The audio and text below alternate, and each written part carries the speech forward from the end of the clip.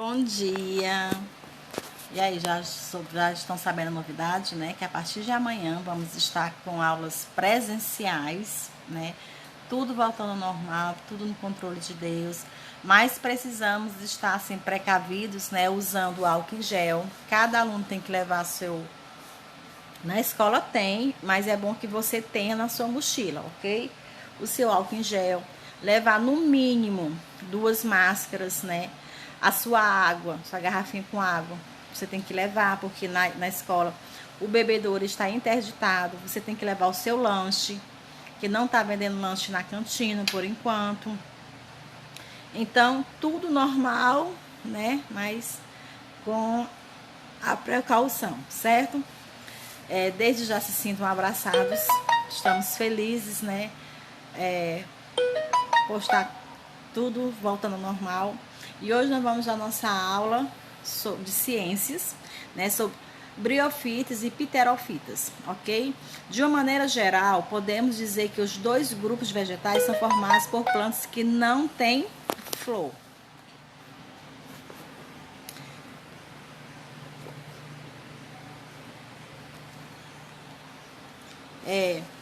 As briofitas, plantas pequenas, geralmente com alguns poucos centímetros de altura, que vivem em lugares úmidos e sombrios. Uma das características mais marcantes das briofitas é a ausência de vasos para a condução de nutrientes.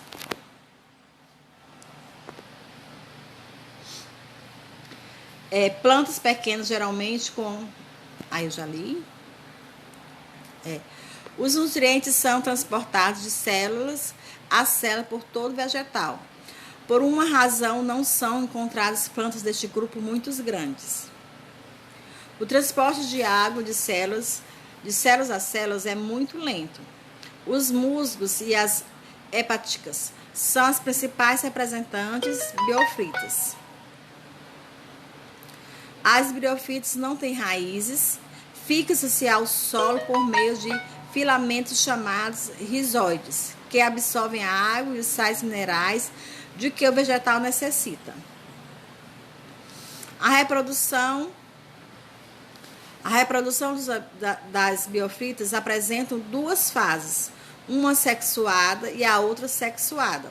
Os musgos verdes que podemos ver no muro, por exemplo, são plantas sexuadas, que representam a fase chamada de gametófitos, isto é, a fase produtora de gameta. O gametófito masculino reproduz gametas móveis com flagelos, chamados de artezoides. Já o feminino produz gametas imóveis, chamados de osferas. Levados pelas gotas de chuva, os artezoides alcançam a planta feminina e nadam em direção a osferas. Da união de um artezoide com osferas surge o zigoto, que sobe. A planta feminina cresce formando um embrião. O embrião se desenvolve originando a fase sexuada, chamada de esporfito. Isto é a fase produtora de esporos. O esporfito possui uma haste e uma cápsula, no interior de qual formam-se os esporos. Quando maduros, os esporos são liberados e podem germinar no solo úmido.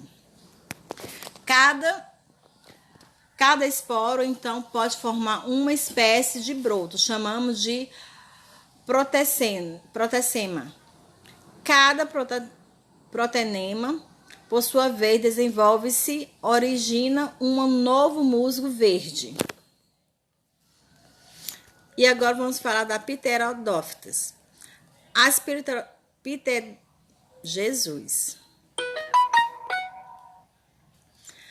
pterofitas foram os principais vegetais e apresentam um sistema de vasos para conduzir nutrientes. Assim, produzem raiz, caule e folhas verdadeiras.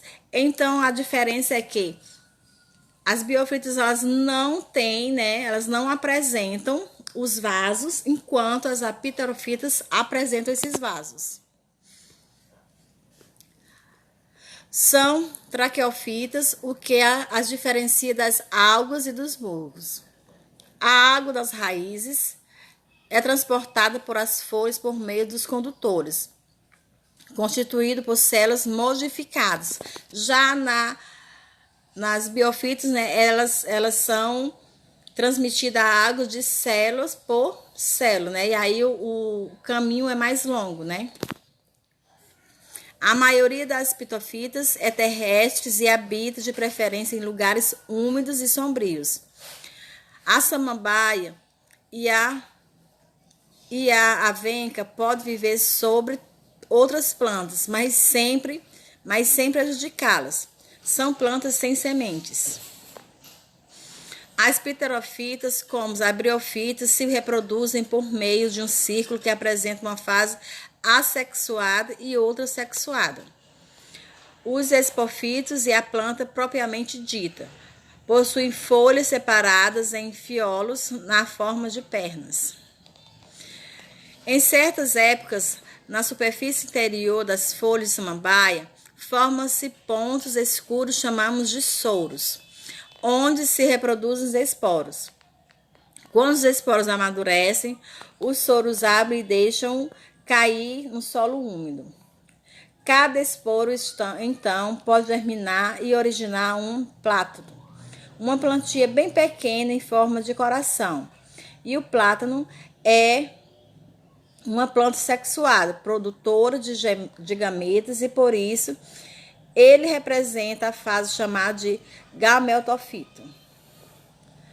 No prótalo formam-se os artesoides e as zoosferas. Os artesoides deslocam-se em água, nadam em direção às zoosferas, fecundando-se.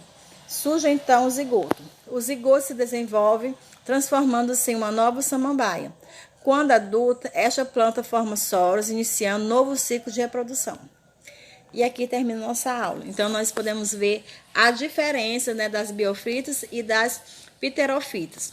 Então, qualquer dúvida, vamos estar na escola a partir de amanhã direto, né?